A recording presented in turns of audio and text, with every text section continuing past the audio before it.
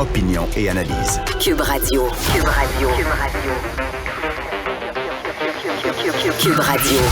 En direct à LCN. Pas une bonne nouvelle ce matin, Philippe Vincent, une majorité de fonctionnaires qui vont rentrer au travail dans les prochaines heures. Une entente de principe qui est une bonne entente, selon toi?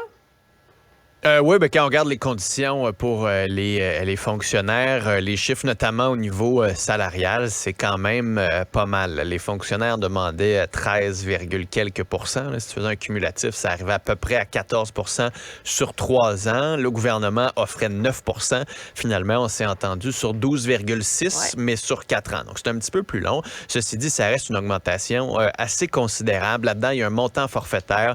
Les syndicats ont obtenu que ça puisse être pensionnable, ce montant forfaitaire-là. Donc, ils ont vraiment obtenu une méchante belle hausse de salaire, les fonctionnaires au niveau du syndicat. Donc, cette demande-là, je dirais que c'est une victoire pour le syndicat. J'ai hâte de voir comment ça va réagir un peu partout, notamment dans les milieux d'affaires canadiens, parce qu'on craignait que de trop grosses hausses offertes aux fonctionnaires aient une pression sur l'inflation. Parce que si on augmente les salaires, ça se répercute un peu partout sur les prix, ça fait augmenter l'inflation. Même la Banque du Canada avait mis en garde le gouvernement. Ouais. Donc, on est quand même ici dans une hausse qui peut être considérée généreuse. Donc, j'ai hâte d'entendre, moi, la Fédération, par exemple, canadienne de l'entreprise indépendante, le Conseil du patronat et autres, parce que là, c'est sûr que si tu es un employé, puis tu te retournes vers ton boss, puis il t'a donné, moi, je sais pas, du 2-3 au cours des 2-3 dernières années, puis tu dis, hey, les fonctionnaires sont allés chercher 12,6. En plus, il y a un montant forfaitaire là-dedans. S'il vous plaît, aidez-nous, augmentons nos salaires. Donc, ça va être ça de voir cette réaction-là. Après ça, on s'est aussi entendu sur le télétravail. Oui. Ça, c'était l'autre point qui achoppait. On a un peu coupé la poire en deux. Donc, on ne met pas le droit au télétravail dans les conventions collectives pour dire tout le monde a le droit au télétravail puis ça s'arrête là, comme le demandaient les syndicats. On va aller au cas de par l'autre cas. Côté, le gouvernement... c'est ça. On va aller au cas par cas et pas par groupe. Donc là aussi, il va y avoir une certaine différence. Alors, chaque personne va pouvoir demander de faire du télétravail et le gestionnaire sera obligé de répondre par écrit. Donc, ça va laisser des preuves. Il va falloir justifier cette décision-là. Pour le syndicat, ça va être génial parce qu'on va pouvoir dire, hey, dans l'unité X ou Y, il y a monsieur X ou Y qui a eu du télétravail. Dans l'autre unité, la même personne qui fait exactement le même travail ne peut pas. Expliquez-nous, s'il vous plaît, cher gestionnaire, pourquoi c'est 2 poids, 2 mesures dans ces cas-là. Et donc, on va avoir fort probablement des différends là-dessus. Ça amène quand même une plus grande pression. Ça va forcer les gestionnaires aussi à se justifier. Après, c'est quand même normal à un moment donné qu'on puisse le permettre, ce télétravail. Je pense juste maintenant à quelqu'un qui fait de l'entrée de données pour Statistique Canada.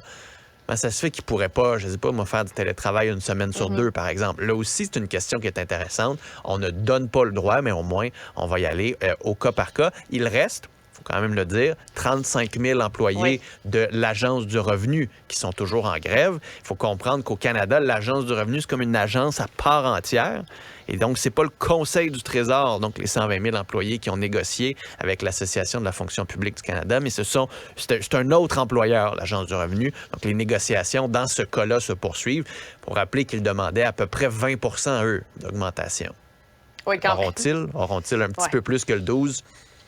Les négociations se poursuivent, mais on me disait plutôt la semaine dernière qu'ils étaient prêts à mettre de l'eau dans leur vin.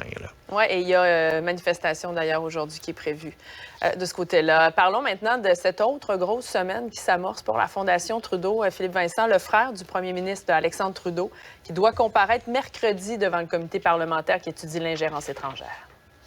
Oui, surtout que vendredi, la semaine s'est terminée avec le témoignage de l'ancienne PDG, Pascal Fournier, qui est venue faire un portrait pas très rose de la situation. Elle parlait de problèmes avec le fait qu'on avait un don chinois, qu'on savait que ça provenait d'un donateur et fort probablement du Parti communiste chinois, mais qu'on l'a fait passer comme un don canadien, qu'on n'avait pas de problème à se faire dicter que les reçus d'impôts fallait faire ci, fallait faire ça. Elle se disait comment ça se fait aussi que c'est le frère du premier ministre et non pas le PDG de la Fondation qui signe le chèque. Alexandre Trudeau, à l'époque, qui avait signé cette entente-là avec le donateur. Là aussi, il y avait des problèmes. problème.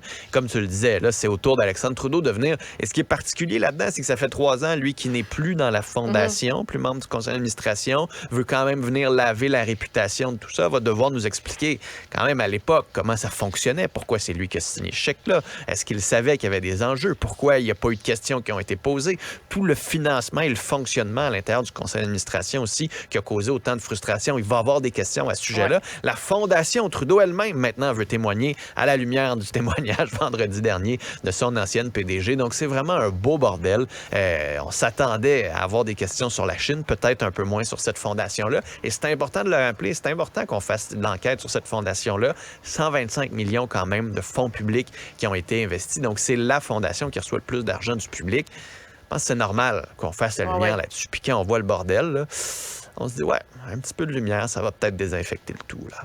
Merci, Philippe Vincent. À demain. Culture